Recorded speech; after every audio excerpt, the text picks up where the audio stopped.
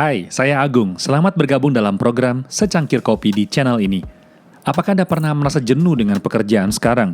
Padahal dulunya Anda begitu menggebu-gebu, lalu mengapa sekarang semangat itu hilang? Mengapa kondisi seperti ini seperti deja vu?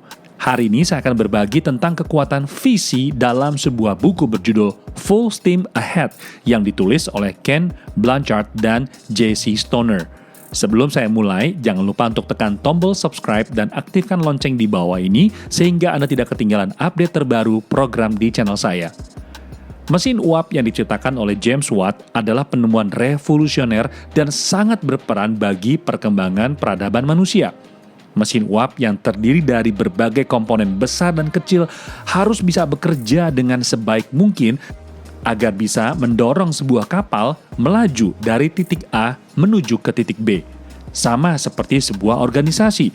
Apabila setiap anggotanya memiliki tujuan yang sama, setiap ornamen bekerja dengan baik dan maksimal, pasti bisa membawa organisasi itu ke tingkat yang diinginkan. Bahkan bisa sampai membawa manusia berwisata keluar angkasa. Seperti Jeff Bezos, pemilik Amazon yang saat ini memiliki Blue Origin, akan membawa wahana keluar angkasa. Semua organisasi besar memiliki kesamaan utama, yaitu pemimpinnya memiliki sebuah visi yang menjadi mesin uapnya. Ken Blanchard menyampaikan bahwa visi tidak hanya berlaku bagi organisasi, tetapi juga perorangan. Lalu, bagaimana cara kita menemukan visi dan bagaimana kita terapkan dalam kehidupan perorangan atau organisasi?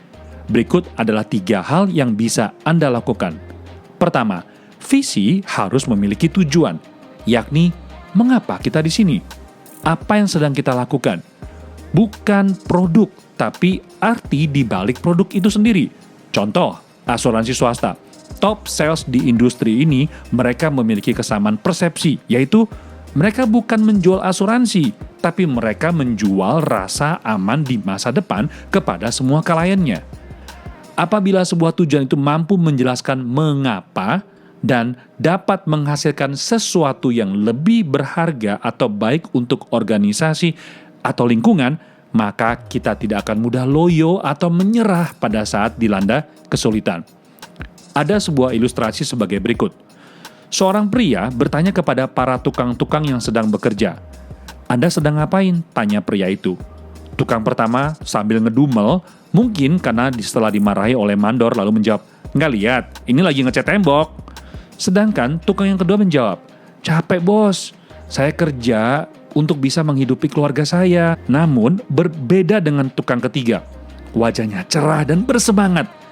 Katanya, "Saya sedang membangun rumah ibadah yang megah agar semakin banyak orang lebih dekat dengan Tuhan."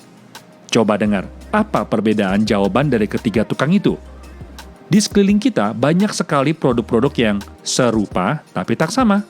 Customer rela mengeluarkan uang yang lebih banyak untuk sebuah brand atau merek. Jadi, pertanyaan untuk Anda adalah, apa tujuan Anda atau organisasi yang Anda bangun?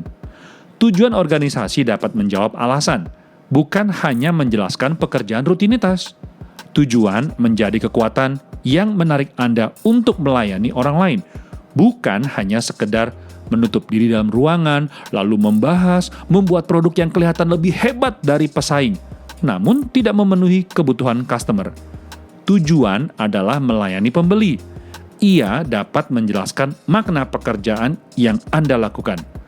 Organisasi yang hebat memiliki tujuan yang luar biasa, bermakna bagi kehidupan, memberikan semangat dan dapat mempengaruhi siapapun yang mendengarnya. Ambil contoh, tujuan dari saya membuat podcast ini adalah mempengaruhi 10 juta orang Indonesia untuk lebih baik dari hari kemarin. Sedangkan untuk bisnis saya adalah membantu 10 juta wanita muda Indonesia untuk semakin percaya diri dan bahagia dengan produk beauty dari Taiwan. Kedua, memiliki value yang spesifik. Value di sini adalah prinsip yang Anda pegang dalam hidup. Prinsip ini adalah sebagai tolak ukur saat bertindak atau berperilaku dalam organisasi.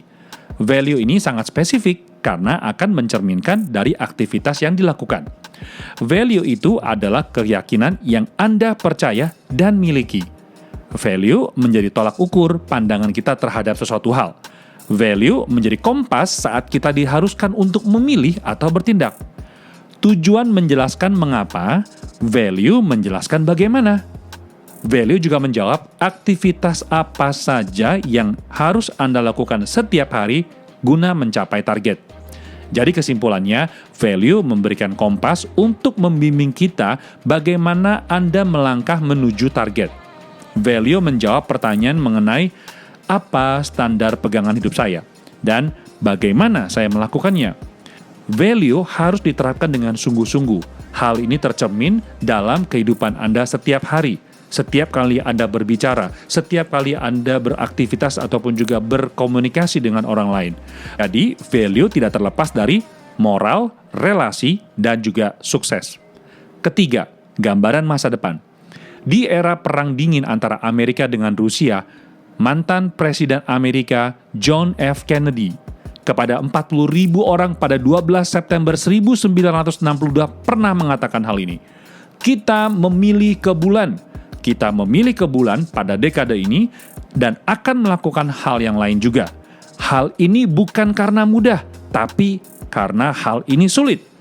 Karena tujuan ini akan mengatur dan mengukur kekuatan dan kemampuan terbaik kita. Dari gambaran masa depan itu, 7 tahun kemudian terwujudlah cita-cita itu. Tepat pada tanggal 20 Juli 1969, pesawat ulang-alik NASA berhasil mendaratkan manusia ke permukaan bulan. Jadi, gambaran masa depan dapat tervisualisasi dengan jelas, bukan hanya sekedar semboyan atau yel-yel saja. Gambaran masa depan adalah yang Anda inginkan, bukan yang dihindari. Bukan seperti, saya tidak ingin gemuk, saya tidak ingin susah. Tapi gantilah menjadi, saya pasti punya tubuh yang ideal 1 tahun dari sekarang. Saya pasti bisa membuka usaha skincare untuk melayani customer saya. Pusatkan kepada hasil akhir, bukan pada prosesnya. Karena dalam perjalanannya, kita pasti naik turun. Jadi, ingat tujuan akhir. Jadi apa itu visi? Carl menyimpulkan, visi adalah sesuatu yang dapat menjelaskan siapa diri kita dan tujuan kita, serta apa yang menjadi penuntunnya.